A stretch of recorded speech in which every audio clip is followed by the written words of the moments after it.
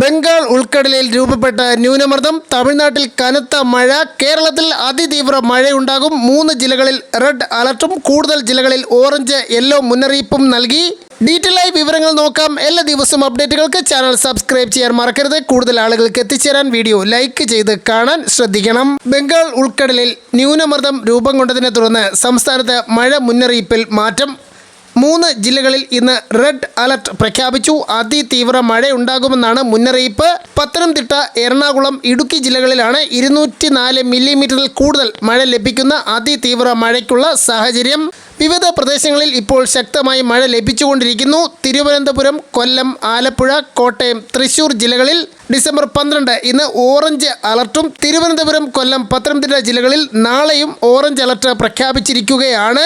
പാലക്കാട്, മലപ്പുറം, കോഴിക്കോട്, വയനാട് ജില്ലകളിൽ ഇന്ന് യെല്ലോ മുന്നറിയിപ്പും നൽകിയിരിക്കുന്നു. തമിഴ്നാട്ടിൽ കനത്ത മഴ തുടരുകയാണ്. ബംഗാൾ ഉൾക്കടലിൽ രൂപം കൊണ്ട ന്യൂനമർദ്ദമാണ് മഴ കനക്കാനുള്ള കാരണമെന്ന് കാലാവസ്ഥാ നിരീക്ഷണ കേന്ദ്രം അറിയിക്കുന്നു. കനത്ത മഴയെ തുടരുന്ന സാഹചര്യത്തിൽ തമിഴ്നാട്ടിലെ 11 ജില്ലകളിൽ സ്കൂളുകൾക്ക് അവധി പ്രഖ്യാപിച്ചു. ചെന്നൈയിലും സമീപ ജില്ലകളായ വില്ലുപുരം, തഞ്ചാവൂർ, മയിലാടുതുറൈ, പുതുക്കോട്ടൈ, കടലൂർ, ദിണ്ടിഗൽ, രാമനാഥപുരം, തിരുവാറൂർ, റാണിപ്പേട്ട്, തിരുവള്ളൂർ ജില്ലകളിലാണ് സ്കൂളുകൾക്ക് അവധി പ്രഖ്യാപിച്ചത്. ഇന്ന് പുലർച്ചെയോടെ തമിഴ്നാട്ടിൽ മഴ കനക്കുകയായിരുന്നു. സംസ്ഥാനത്തിന്റെ വിവിധ ഭാഗങ്ങളിൽ മഴ പെയ്യുകയാണ്. തുടർന്ന് അധികൃതർ അവധി പ്രഖ്യാപിച്ചു.